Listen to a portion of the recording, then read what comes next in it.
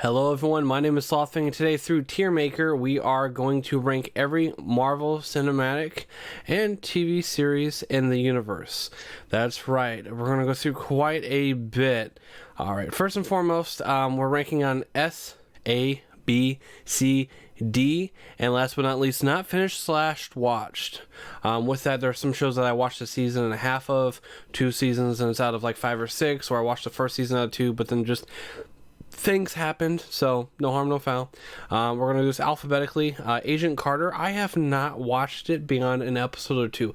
I found it really fascinating. It really ties in well to both Peggy Carter, but as well as, Captain America, of course.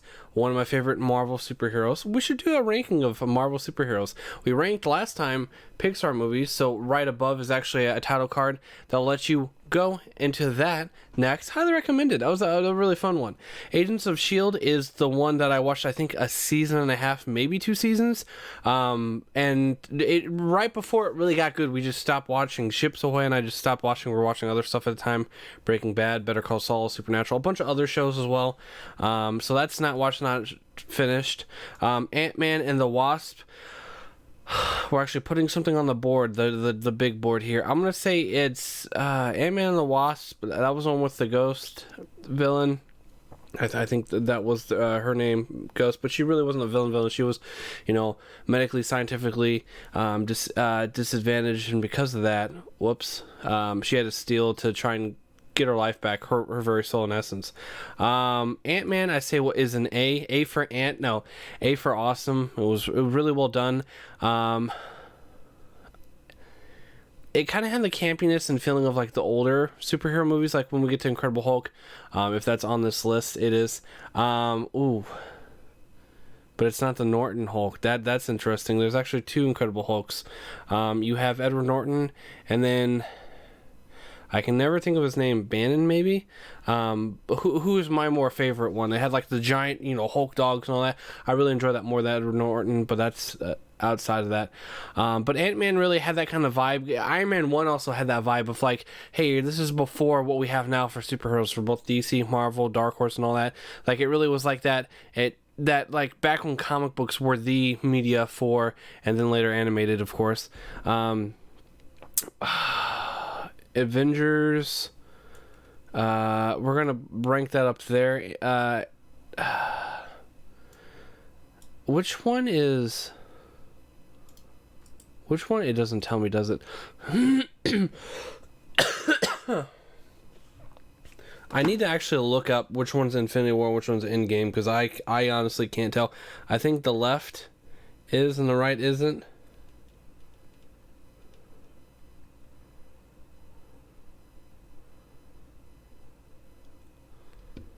Okay, so this is Endgame and this is Infinity War. I'm so torn. Everyone's like, oh, Infinity War is better than Endgame. And I do enjoy the heist theme of it. Endgame did wrap up a few things. I'm gonna put Endgame before Infinity War. And just because I place something in a ranking as it is now, doesn't necessarily mean that's where it's going to be. We're actually gonna move this over here. So yeah, Infinity War, Endgame, but of course things can move further here as well as down if needed. Age of Ultron, that I'd say is an A. It probably needed a few things tweaked here and there, and you're gonna hear me say that a lot for these higher rated ones, just because of that. Regular Avengers, we'll put at C. It might be a low B. It's good. Yeah, we'll put low B. Black Panther is an A. Black Panther is really, really good, if not in S tier. It's a shame that Chadwick passed, but the legacy he's left and everything that he was in, I was just enthralled by, like his overall performance and hearing all these behind-the-scenes stories of just how such a wholesome and great person he was. So I know by the time this comes out, it's October 24th. This will be coming out just before, if not right around, the Black Panther, the Wakanda Forever. I'm really looking forward to that. I know I'm definitely going to be crying in that film at least a few different times, because that film watch is just going to be... Black Widow, I almost said Black Panther. Black Widow. The movie was good. I don't know if it could have been better, regardless if there was a story change or not. I feel like that was about as good as it was going to get. I feel like it was better than the Avengers. It's on par with AntMan The Wasp. Like, I could swap the two of these any point. I think they're definitely up there in the B. Captain America, I think, is above Avengers. Captain America is definitely B. Like, high B, low A territory. Captain America the Winter Soldier is up there for one of my favorite movies of all time. Just the overall experience. We spend so much time. Most stories, you have your central character and it's focused on them the entire time. For example, Harry Potter. It's all about Harry Potter. And everything else revolves around him, where we could easily experience all these stories around him also, interchanging with his perspective with other people. And I feel like Winter Soldier really encapsulates we can be pivotal on something, we can really centralize a story, center everything around this character, show them, but also show interchangeable parts. Like, here's this main cog of a machine, this overall machine, but here's these other cogs that are helping that other cog turn. And I think that's kind of something that's shadowed and sometimes just missed in general from a lot of these films, especially, superheroes. They're like, oh, we always have to show the superhero, they have to have the mask off, we have to show the actor so they can get paid, and just kind of misses the point sometime. Silverware is good. Silverware not Forks and Knives, Civil War, I feel like was good, but it's Avengers, I feel like, is low B. Civil War is slightly higher than that. Captain Marvel, I feel like, would be in between the two. And not Shazam Captain Marvel. Marvel's Captain Marvel. That's an interesting story for you. If you haven't looked that up, check that out. Very good, very fun. And I kind of like to centralize. B's like, it was really fun, still good. The story had like maybe some issues, or maybe like, either it could have been slightly tweaked to be higher up to A, and then Timeless perfect, but B's still really good. I'd still watch these over and over. I've burned a disc. I'd not like burned piracy, but like I not melted, but like I burnt a disc, worn it out, wear and tear, from watching Captain America so much when it came out for a few years. I just watched that for like 2-3 years nonstop. That with Indiana Jones and a bunch of other movies, The Prestige and whatnot. I'd just throw it on DVD player and just play it and just watch it. I'd watch it a couple times while doing other things, chores and whatnot, but I'd still like stop at certain scenes, like, oh wow, and yeah, so much fun. Daredevil, yeah, that is up there. I thoroughly enjoyed it. I've watched it like 3 or 4 times now in completion, from front to back to front to back. Well, yeah, front to back. That's how you watch the movies, from the start to the ending. I don't know. Deadpool and Deadpool 2. Deadpool 2 is definitely up there. Deadpool 1 is definitely phenomenal. When that trailer leaked, Ryan, you know what you were doing. And that's weird saying Ryan Reynolds just first name. I use Ryan Reynolds, like Steve Buscemi. You don't go up to Steve Buscemi and go, hey, what's up, Steve? Yeah, Mr. Buscemi, how are you? Mr. Reynolds, how are you? But there's the human. Oh, I messed this up. They're human beings at the end of the day, which is kind of a thought provoker. We got Doctor Strange and Multiverse of Madness. Also, I don't know what this one is. I don't know. Oh, that's Loki. Okay, never mind. Is that? Wait, no, it's not. I don't know what that is. Oh, Multiverse of Madness versus Doctor Strange. Doctor Strange 1. What I think, cinematically, also with Mads Mikkelsen, phenomenal actor. He's phenomenal. He very, very well, he's amazing in everything. Games, movies, whatever it is, TV shows, phenomenal. Because of that, with Avatar, the blue people, of course, James Cameron, that Avatar, not, The Last Airbender, which never got a movie. While that was a technological advancement, and of that creation. I feel like Doctor Strange 1, a lot of the cinematic shots, CGI and practical effects wise, were very innovative. I know they took from a lot of other movies for inspiration and all that to do certain effects, but I feel like that's up there. I'd say that's an A. Age of Ultron could be worked a little bit better. We'll do that. Multiverse of Madness is B. Multiverse of Madness might be the one of the few movies / shows that I wouldn't watch more than a couple times, but like it's phenomenal and everything it does, but it's like it's a reality check of like there are checks and balances in life, both in fiction and nonfiction, and in this case you can do certain things so many times before the balance swings back. It sways one way and then it's going to come back and it's come hard and heavy. So I'd say it's a B. I'd put it in front of Silverware. I screwed up there. I don't know what this is. If I can zoom in real quick. Hold on. Nope. Hold on. Oh, that's Eternals. Oh, okay. So for Eternals, I would put that D. I know what you're thinking. That makes sense alphabetically. It just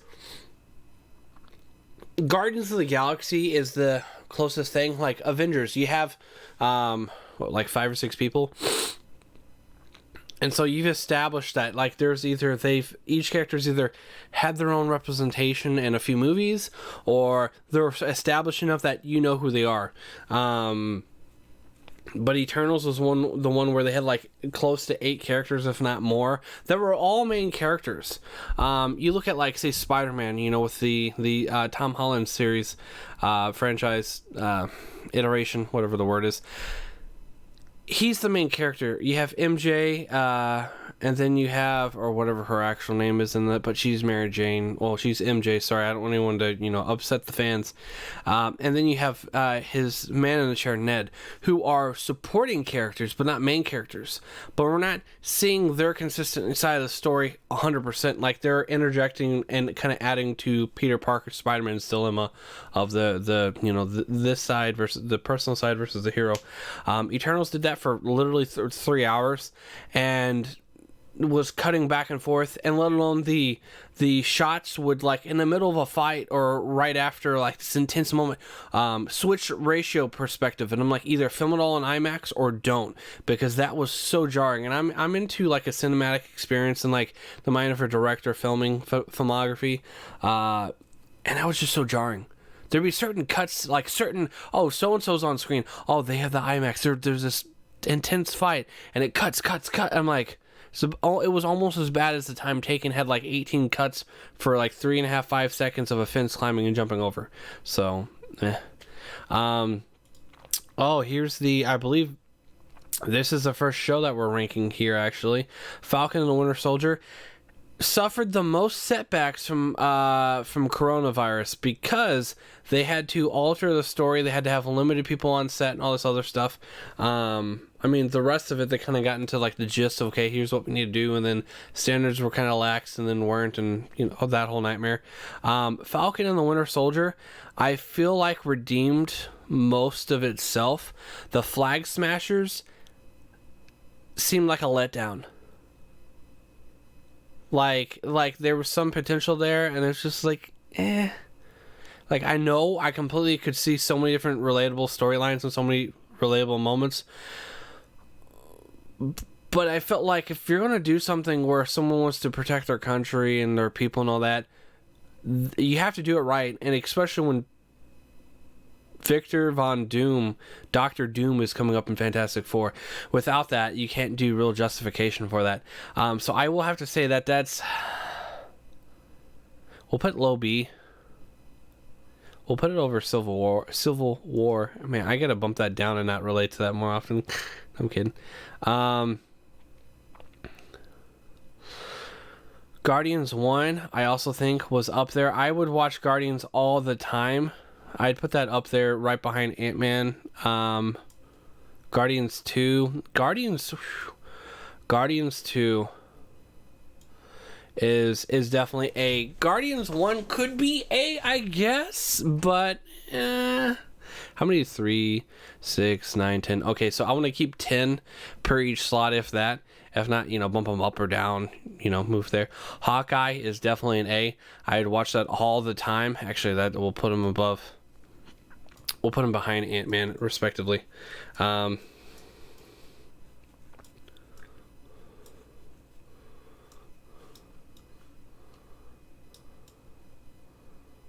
we go. Hawkeye was phenomenal. Even if you took out the whole Fisk, I mean, that's part of the whole Echo and everything.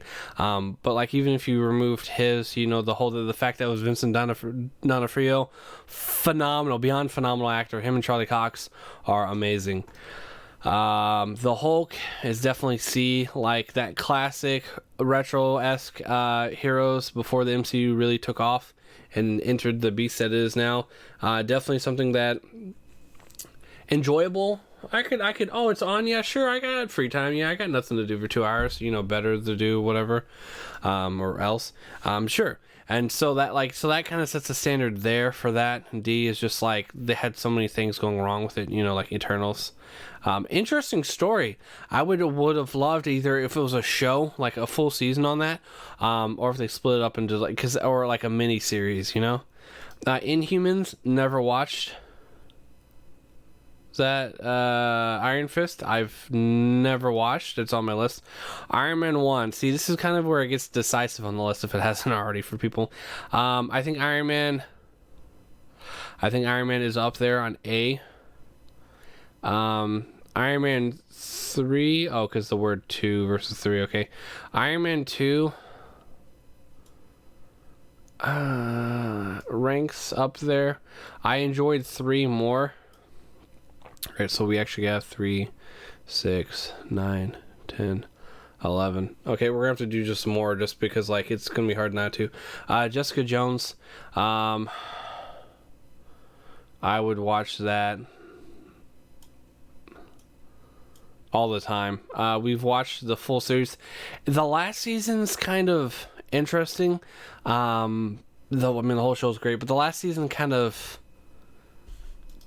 seemed repetitious with the first season, with having the central villain and she's down in luck but then she comes back. I wouldn't say repetitive, but you get to certain points where certain stories are very repetitious of the same plot points, no matter who's in it or what it's about, and that's just you can only do something so many times before it's the same thing. But still phenomenal, still up there with all the Defender-esque saga stories. Logan. This is one that's up there, but I would not be able to. I don't think I could honestly watch that. Maybe 1 or 2 more times in my lifetime, but that movie, wow. Great movie. Phenomenal movie. That's the word of the day, phenomenal. Comment below what your word of the day is. That's rough. Loki, we're putting on C. It was good. I felt like was a series that they, so far with the 1 season, we're getting the 2nd season, answered quite a bit, but I felt like it left too many things unanswered. And it felt more of, that was definitely a show where it felt like it was more of just setting everything up and not really setting itself up going forward. So Luke Cage is going under the not finished / watch section because I only watched the first season. It was actually when we found out that our TV, we had a massive Mitsubishi. It was a 72-inch or it was an 80-inch. And it blew me away because I didn't know that Mitsubishi made TVs that size or that style. But it was about the screen was this flat and then the backing was about like that. So I had the old style rear projector. The bulb went out and we replaced the bulb 3 or 4 times. My fiance's family had this TV for so long that just the bulb was just burning out, and I think something else was going out. Someone else in the family ended up getting the TV when we upgraded to the TV we have now, and they fixed it. But it's just we were sure, the bulb was a few cents on eBay versus you go on to Amazon or anywhere else, it was $40, even though eBay's yeah, we have a bunch of these, go ahead, take them for $5. I'm sweet.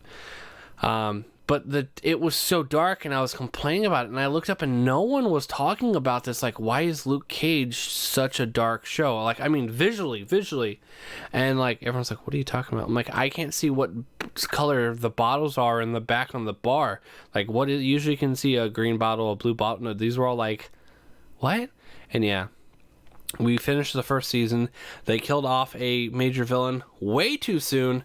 And I think there's another show coming up actually that will reference that. Does that little that fell to that as well? They resolved a villain thing or a potential villain, and it's like, well, that kind of gutted the show, but you know, but I'm looking forward to rewatching Luke Cage from the beginning, just because like I remember only a few like Shades and Rattlesnake or whatever his name was, so I look forward to that. Moon Knight. Slightly better than Loki, less than Loki, but better than Incredible Hulk. I felt like so much potential, and then it just kind of went somewhere else than what it was like, hey, we're doing this, and then goes a different route elsewhere, and it kind of threw me off there. Morbius, I have not watched. Miss Marvel, I feel like if I rewatch it, I would probably rate it a high C, but I'm going to rate it right now a mid C, just because the whole potential villain aspect is quickly, like, within, like, episode 3, maybe, and there's, like, 6 or 7 episodes, and it's just, they quickly, like, not even halfway through it, it's like, oh, that villain you thought was a villain? Yeah, we took care of that, she took care of that, no big deal. It's like, why? Oh, Runaways, have not watched. I've heard about, like, most of these I've heard about, or watched an episode, if that. Shang-Chi, that was phenomenal. I would rank higher. Which Spider-Man is this? See, some of these I just, Far From Home, and then this is supposed to be No Way Home. Oh no, that's No Way Home, and that's Homecoming. Okay. All right. So with this, No Way Home, I'd rank up there. Because both of it is how much did I enjoy it, how good of a movie was it, like, quality-wise and consistently, and then how likely would I rewatch it. Those kind of balance each other out, and that kind of like, well, 2 out of 3, sure, but if I can do 3 out of 3, you know, that kind of thing.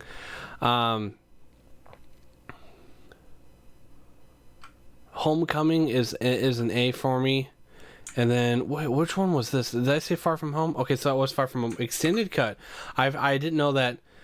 Wait.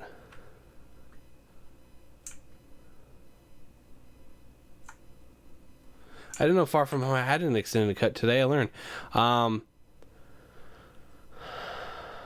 Let me... See, this is a tough choice. One of them has to go down to A, one of them's S. I enjoyed both of them. Homecoming, cinematically, in a film sense, just everything checked off. Far From Home was great as well. I think Far From Home is my favorite Tom Holland Spider-Man. I'm going to rate it just after, respectively, Black Panther, and then Homecoming just was so good. Like Homecoming, I'd watch it all the time. If I got the DVDs out, I would, or Blu-ray in this case, I'd play it nonstop. Like right now, I just have it constantly playing because it's just that good. Far From Home's good, but I want to sit down and watch it. I don't want to let it on repeat. You know, I want to respect it and watch it all the time. Defenders.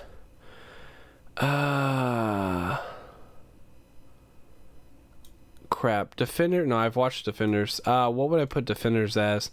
Would I put that as a B?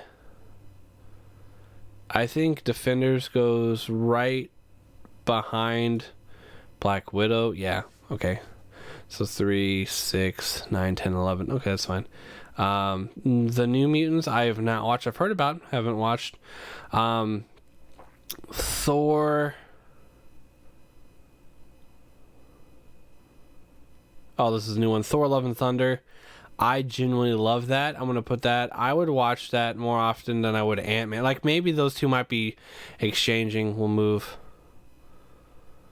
Iron Man, actually, we're going to move down here.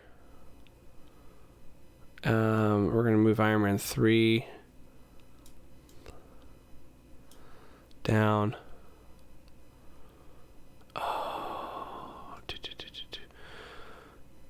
See, this is tough. Huh. Thor Ragnarok. That is an A for me.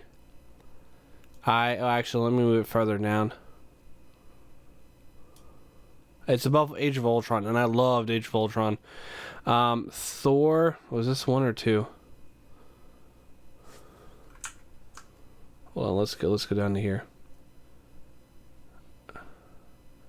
That's Thor 1 and that's Thor 2. Okay. Thor 2, sadly, it's forgettable for me. Like, Thor 2 just, like, it's like, oh, hey, it's the most critically, like, sensitive, like, plot movie besides Age of Ultron, where they set up so much, and it's like, there were Dark Elves, and I think Doctor Who #9, Christopher Eccleston was in there. It's like the most, like, oh, we just, yeah, oh, the villain, yeah, all right, bye. And it's like, what? Thor, I'm gonna put it in front of the shows, but in front of Iron Man 3. No, wait, why is Iron Man 3? Hold on, no, I need to change this. Where's Iron Man 2 at?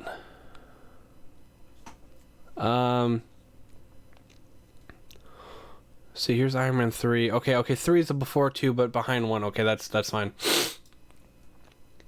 Venom, I enjoyed it.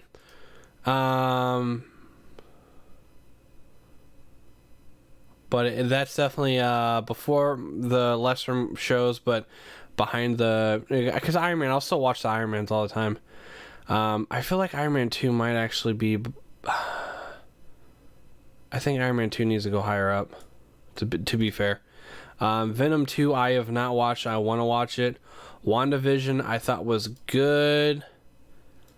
It tried to be too edgy and mysterious in certain aspects, like a little too much. Like, you didn't find out something at the very beginning till the very end, and it wasn't like a major plotline or anything. It was just oh, hey, what happened to that person? Oh yeah, we forgot. And like, but you know, I appreciate it. Ooh, the X-Men movies. Oh boy. We just lumped them all. Let's see. No, I'm kidding. Apocalypse I never finished. Dark Phoenix, surprisingly, I did. That goes before the Hulk. Wolverine, popcorn film. I enjoyed that, but more than the Hulk. That Days of Future Past. We'll put it right there. Wolverine, and then First Class. I have not actually. I like. Yeah, no, I did watch, and that was definitely before. There we go. No, before. Yeah. All right, ladies and gentlemen, here is our list ranking. I'm going to go through real quick and just make sure I'm not missing anything. 1,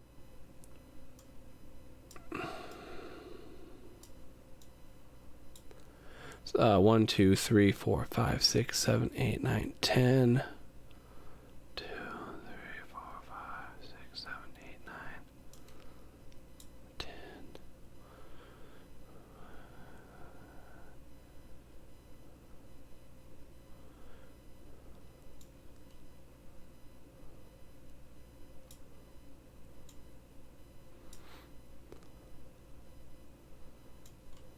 I know I'm really shaking things up now, but just to retrospectively correct some things.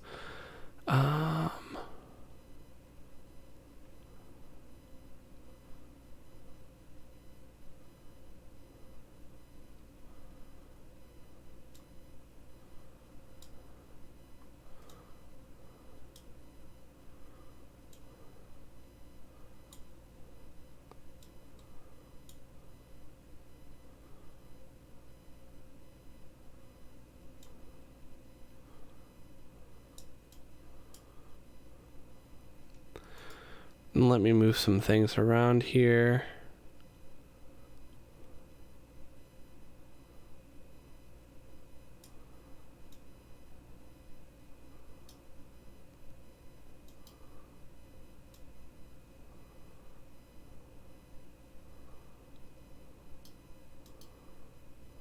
All right, ladies and gentlemen, so we have here not watched / not finished Luke Cage, Agent Carter, Agents of S.H.I.E.L.D, Inhumans, Iron Fist, Morbius, the fact that it's Sonyverse but it's still Marvel production related, Runaways, The New Humans, Venom, X-Men Apocalypse, and the D, which is still I've watched a couple times. I enjoyed it, but I'm not saying it's a great movie whatsoever.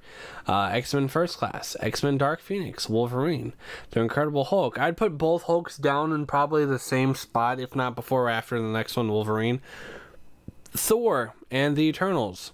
Thor actually should be higher up. I'm going to be completely honest with you on that. That should be higher up.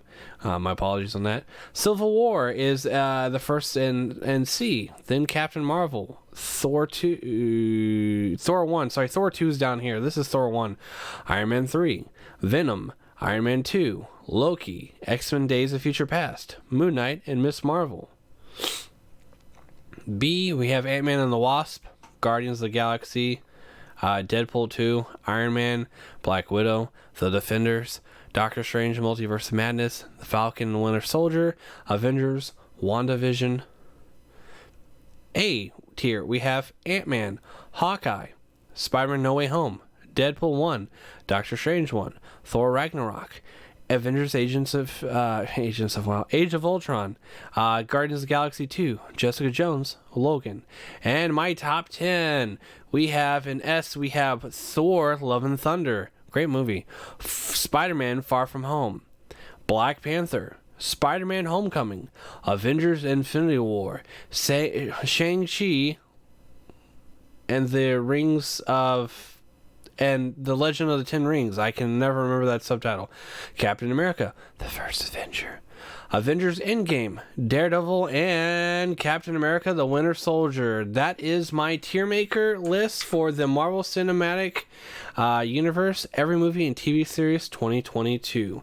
My name has been SlothFang. This has been a long one, so if you made it this far, comment your favorite Marvel Cinematic Universe superhero or villain.